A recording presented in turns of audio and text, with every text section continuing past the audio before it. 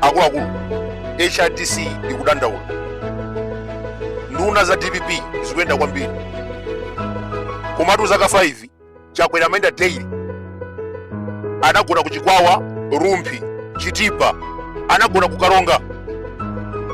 Every day amayika nyimbo waja Toliro ndikumazungulira dziko lino. HRDC inakhala chiti, Fetereza anagunda ku Butchery, Green Belt Authority 50 billion inaso, Saulos Chilima anagwera ku Chikangawo. HRDC inakhala chiti.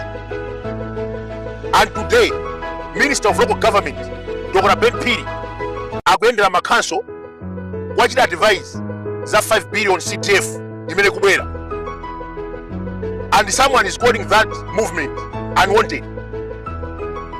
Akuluakulu Norman Chisale, Deputy Minister of Homeland Security, anapita ku immigration, unali madandaulo maofesala akujera anthu ofuna ma passport 500,000 ena 1 million passport osatuluka.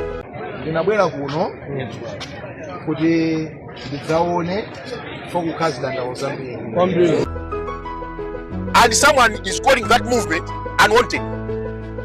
Chakwera ngati president wa dziko amenda daily, anagona ku Rumpi, anagona ku Chikwawa, ku Chitipa, anagona ku Karonga, akuimba nyimbo yake waja Toliro.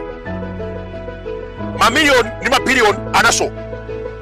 Ndikuyankhulani monga publicity secretary wanu, tisayerekeze kugenda nawo munthu wathu chifukwa choti ife sitinaje nawo zimene anabazo tichibwana. Manipeteta ine akanena kuti Kabwira analandira mwakuti ndizowawa chifukwa Kabwira adayeneroya kugawana ndi anzanu, sikuti ndikunama. Ndizowawa kuti anthu mwayenda ulendo muli mbu anthu ena amalandira mabilioni.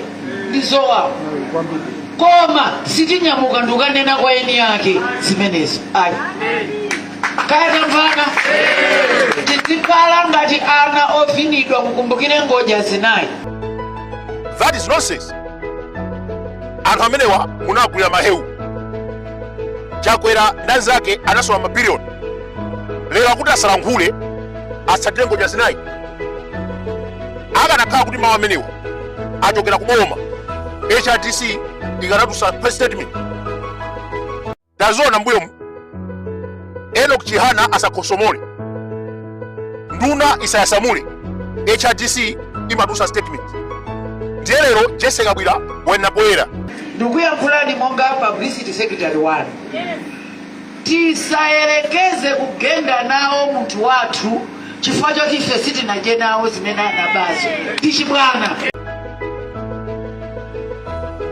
Tikalowa m'Baibulo, Sauli anapha Amaleki onse. Yoswa anamenya nkhondo ku Yeriko ndi kupha aliyense kuphatikiza ana ndi ziweto. Numeri 31 akunena kuti Mose anauza Maisraeli ipha na Midian onse. Nkhondo ya ku Irani sinamberero. Hamani ananyongedwa polimbana ndi Yuda. Esteri anachoka ku Shushi kusamukira ku Hamadan for security reason. Prophet Daniel pamene amakhala ku Irani anakumanaso ndi zovuta.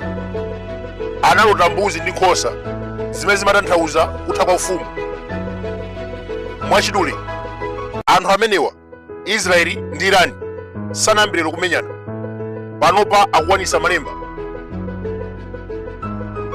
Palinso nkhani ena amafunsa kuti majaji amakonda chinyengo chifukwa chani. Samson adamutuma kuti apumuse Israeli, anayiwala ndi kupanga zofuna zake. Mwachitsanzo Mulungu anamulesa kumeta tsitsi, kumwa kachaso, kunyenga mahule, komanso anamulesa kugwira mitembo.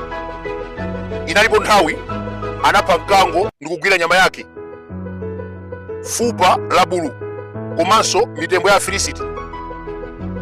Mulungu anamulesa kugwira mitembo, koma yeyu amagwira.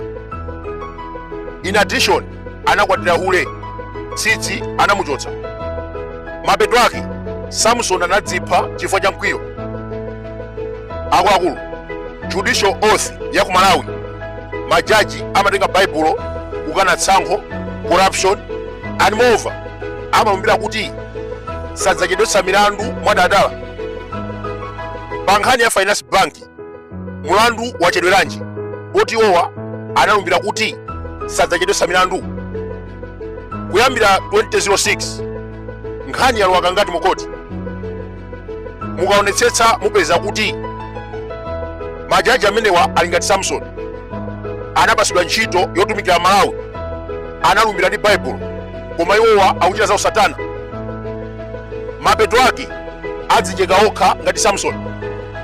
Ndizowawa kuti anthu mwayenda ulendo muli mbu, anthu ena amalandira mabiliyoni. Ndizowawa. Koma sitinyamuka ndikanena kwa eni yake zimenezo. Ayi. Kaya tamvana?